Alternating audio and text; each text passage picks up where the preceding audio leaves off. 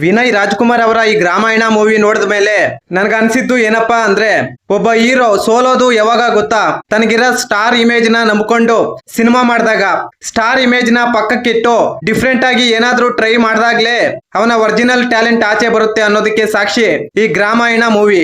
ಕನ್ನಡದಲ್ಲಿ ವೆಟ್ರಿಮಾರನ್ ಸಿನಿಮಾ ನೋಡ್ದಂಗಾಯ್ತು, ಒಂದೊಳ್ಳೆ ಫೀಲ್ ಕೊಡ್ತು. ಇನ್ನು ಈ ಸಿನಿಮಾದ ಬೇಸಿಕ್ ಸ್ಟೋರಿ ಲೈನ್ ಏನಪ್ಪಾ ಅಂದ್ರೆ, ಸಾಮಾನ್ಯವಾಗಿ ಹಳ್ಳಿಗಳಲ್ಲಿ ಇಷ್ಟ ಪಡೋರು ಇರ್ತಾರೆ, ಇಷ್ಟ ಪಡದೇ ಇರೋರು ಇರ್ತಾರೆ.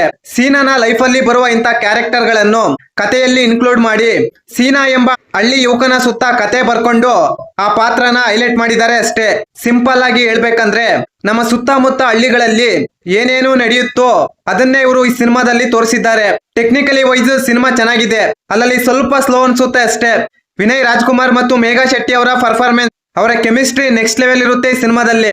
ಇನ್ನು ಈ ಸಿನಿಮಾದಲ್ಲಿ ತೋರಿಸಿರುವ ಲೊಕೇಶನ್ಗಳು, ಹಳ್ಳಿಯ ಮನೆಗಳು, ಕೆರೆಗಳು, ಹಳ್ಳಿಯಲ್ಲಿ ನಡೆಯುವ ಊರ ಹಬ್ಬಗಳು ಕಣ್ಣಿಗೆ ಕಟ್ಟದಂಗಿರುತ್ತೆ. ಸೀನನ ತಾಯಿ ಪಾತ್ರದಲ್ಲಿ ಅಪರ್ಣ ಅವರು ಕಾಣಿಸ್ಕೊಂಡಿದ್ದಾರೆ ಈ ಸಿನಿಮಾದಲ್ಲಿ.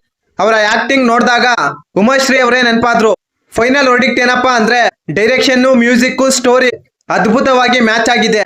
ಸಿನಿಮಾ ಮಾತ್ರ ಎಲ್ಲೂ ಬೋರಡ್ಸಲ್ಲ, ಫ್ಯಾಮಿಲಿ ಸಮೇತ ಕುತ್ಕೊಂಡು ನೋಡುವಂತ ಸಿನಿಮಾ. ಇತ್ತೀಚಿನ ದಿನಗಳಲ್ಲಿ ಈ ರೀತಿ ಒಂದು ಸಿನಿಮಾ ಎಲ್ಲೂ ನೋಡಿಲ್ಲ. ಈ ಮಾಹಿತಿ ನಿಮಗೆ ಇಷ್ಟವಾಗಿದ್ದರೆ ಶಿವರಾಜ್ ಇನ್ಫೋ ಯೂಟ್ಯೂಬ್ ಚಾನಲ್ಗೆ ಸಬ್ಸ್ಕ್ರೈಬ್ ಮಾಡಿ, ಸಪೋರ್ಟ್ ಮಾಡಿ. Thank you.